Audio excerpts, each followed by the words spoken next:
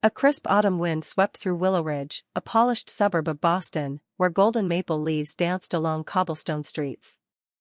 In the heart of the town, Eliza Thornton, 32, sat in her jewelry shop, glimmering threads, threading amethyst beads and moonstones into a delicate necklace.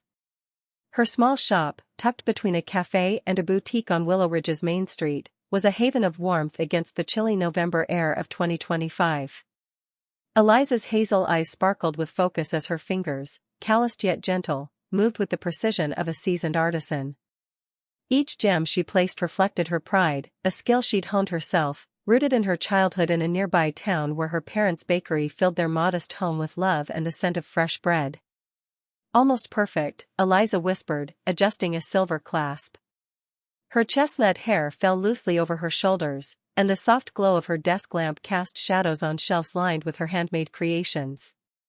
Glimmering Threads was more than a business, it was her rebellion against the polished world she'd married into. For years ago, at a cozy Willow Ridge cafe, she'd met Nathan Thornton, a financial analyst with a disarming smile and a Harvard pedigree. Their romance had been swift, sparked by Nathan's admiration for her handmade necklace and her quiet sincerity. But his mother, Beatrice Langley, a matriarch of Willow Ridge's elite, had never approved of Eliza's working-class roots, her sharp eyes always scanning for flaws. The shop's bell jingled, and Eliza tensed, expecting Beatrice. The older woman's visits to their Georgian-style mansion, a mile away, were frequent and suffocating. Beatrice, with her tailored coats and heirloom pearls, would rearrange furniture, issue orders to the staff, and dismiss Eliza's jewelry as a charming pastime. Today, though, it was only a delivery worker with a box of supplies. Eliza sighed, her gaze drifting to the falling leaves outside. Her life, once vibrant, felt like it was fraying at the edges. At home, the mansion's grandeur clashed with Eliza's unease. Nathan, now a senior analyst at a Boston securities firm, was rarely present, his late nights excused by endless deals. Beatrice's influence loomed large, she'd descend unannounced, her Chanel perfume trailing as she critiqued Eliza's choices. "This vase is all wrong here," she'd say, or, "Surely you're not still tinkering with those trinkets." Eliza would smile tightly, her pride in Glimmering Threads, a respected shop with a loyal clientele, brushed aside. Beatrice, descended from old Boston wealth, saw Eliza as an outsider, unworthy of the Langley name. Flashback to 4 years ago, Eliza, then 28, sat at a cafe, laughing with friends. Nathan, at the next table, noticed her necklace, its amber stones catching the light. "Did you make that?" he'd asked, his green eyes curious. Their conversation flowed easily, his intellect and warmth drawing her in. 6 months later, they were engaged. Beatrice, at the engagement dinner, had smiled thinly, saying, "A lovely addition to the family," but her eyes betrayed disapproval. She'd wanted a daughter-in-law from her own social sphere, not a baker's daughter. Now, in 2025, Nathan's warmth had faded. He'd once visited Glimmering Threads on weekends, marveling at Eliza's designs. But Beatrice's voice, always praising Nathan's ambition, always nudging him toward better circles, had shifted his perspective. "Your little shop is sweet, but my work's what keeps us here," he'd said recently, echoing Beatrice's disdain. Eliza felt her world shrinking, her parents' calls growing less frequent under Beatrice's subtle restrictions. One evening, Beatrice arrived at the mansion, her silver hair impeccable, her voice clipped. "Eliza, the Willow Ridge Art Museum's charity gala is next month. You'll attend, of course, as a proper Langley." Her tone left no room for argument. Eliza nodded, her fingers twisting the moonstone ring she wore, a gift from her mother. The gala loomed like another test, another way for Beatrice to mold her into someone she wasn't. Outside, the autumn leaves fell, and Eliza felt her freedom slipping away, leaf by leaf, as the weight of Beatrice's expectations pressed harder. In the quiet of her shop, Eliza stared at the 2 pink lines on a pregnancy test, her heart swelling with joy. It was early spring, and pale cherry blossoms bloomed outside Glimmering Threads, their petals dancing in the breeze. She was 12 weeks pregnant, a secret she'd kept until she was sure. That evening, when Nathan returned home, his tie loosened and eyes tired, Eliza shared the news. "We're having a baby," she said softly, her voice trembling with hope. Nathan's face lit up, a rare glimpse of the man she'd fallen for. He pulled her into a warm embrace, whispering, "I'm going to be a dad." For a moment, the mansion felt like a home again. The next morning, Beatrice arrived, her arms full of white ranunculus blooms, her tailored suit as pristine as ever. "Congratulations, dear," she said, her smile tight. Then, her tone shifted. "It must be a boy, naturally. The Langley heir deserves the best, Phillips Academy, then Harvard. It's tradition." Eliza's hand rested on her stomach, where the tiny life was barely forming, yet Beatrice was already scripting its future. She introduced Clara Evans, a nurse in her 50s with a clipped manner and eyes that darted to Beatrice for approval. "Clara will oversee your care," Beatrice declared. "Massachusetts General is the only hospital for a Langley child." As weeks passed, Beatrice's control tightened. She insisted on accompanying Eliza to every prenatal visit, standing in the exam room as Clara delivered updates on the baby's health. Eliza felt like a bystander in her own pregnancy, her questions brushed aside. Clara's vague comments, "We'll monitor closely," felt off, but no reports were shared. Beatrice also began limiting Eliza's contact with her parents. "Your family's excitement is sweet, but stress isn't good for the baby," she said one day, her heirloom ring glinting as she sipped tea. Eliza's parents, who ran their bakery with warmth and pride, were overjoyed about their grandchild, sending knitted booties and a hand-carved rattle. But Beatrice's calls to them grew curt, and their visits dwindled. Nathan, meanwhile, grew more distant. "I need to secure our future, especially now," he'd say, leaving for late-night meetings. Eliza spent evenings alone, sketching jewelry designs or feeling the baby's first flutters. Her shop remained her refuge, where customers admired her work, unaware of the strain at home. One afternoon, a regular client, Mrs. Harper, noticed Eliza's tired eyes. "You're glowing, but you look burdened, dear," she said. Eliza forced a smile, hiding the growing unease in her heart. Autumn arrived, and with it, labor. Under the russet canopy of Willow Ridge's trees, Eliza gave birth to a daughter, Lily, during a stormy night at Massachusetts General. Nathan was absent, citing a critical deal. Clara held Eliza's hand in the delivery room, her grip oddly firm. "Push, just a bit more," she said, her voice flat. When Lily's cry filled the room, Eliza's tears fell, her daughter's tiny eyes mirroring her own. But in the waiting room, Beatrice's face darkened at the news of a girl. "A daughter," she muttered, her fingers tightening on her purse.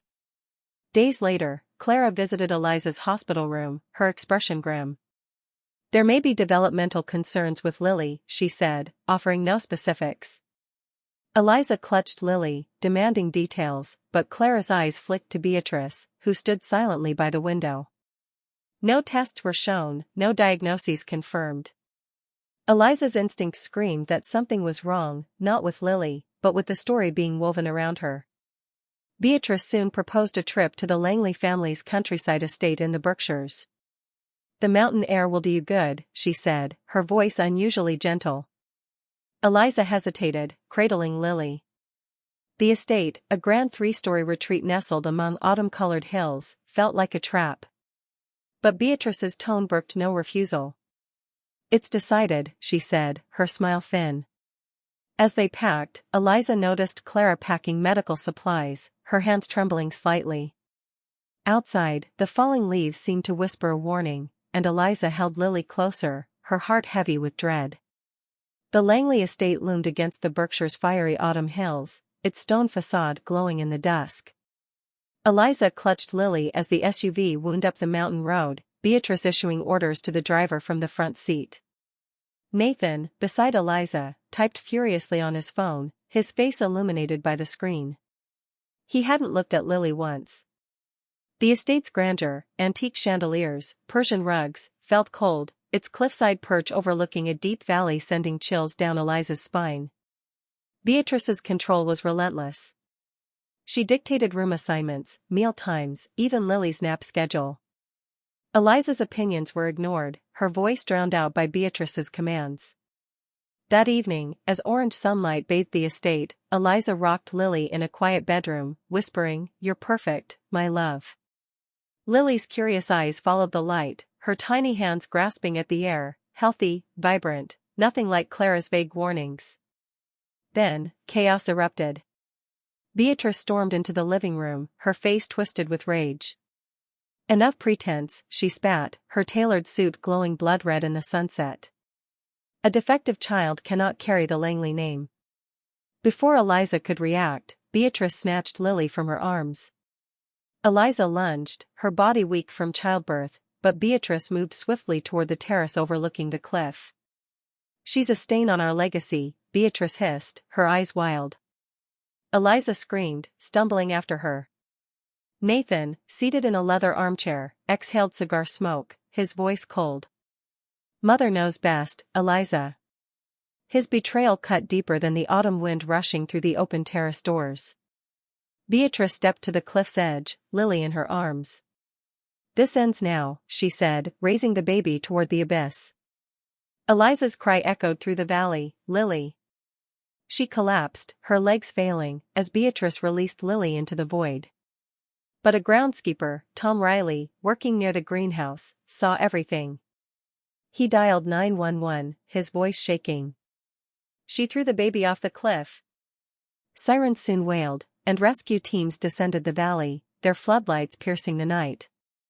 Eliza, wrapped in a paramedic's blanket, stared at the cliff, her heart pounding with Lily's name. At dawn, a miracle, a hiker heard a baby's cry. Lily, caught in soft undergrowth 30 feet down, was unharmed, her tiny body cradled by nature. As rescuers brought her up, Eliza sobbed, holding her daughter close. Security footage from the estate captured Beatrice's act and Nathan's indifference. Clara, trembling, confessed to the police, "Beatrice paid me to lie about Lily's health. They wanted Eliza gone." She revealed Nathan's affair with a socialite, Sophia Grant, and their plan to remarry after framing Eliza for Lily's accidental death.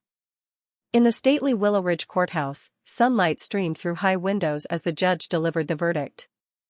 Beatrice Langley, attempted murder. Nathan Thornton, conspiracy. Clara Evans, falsification of records. Beatrice, her elegance faded, hung her head, her designer suit now a hollow shell.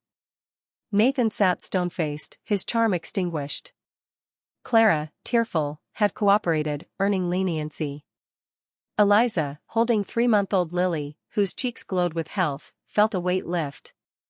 The divorce granted her full custody, substantial compensation, and the Berkshire estate. The truth unraveled publicly. The Willow Ridge Gazette ran a front-page story, and social media exploded with #StandWithEliza, turning glimmering threads into a symbol of resilience. Orders poured in, each necklace a testament to Eliza's strength.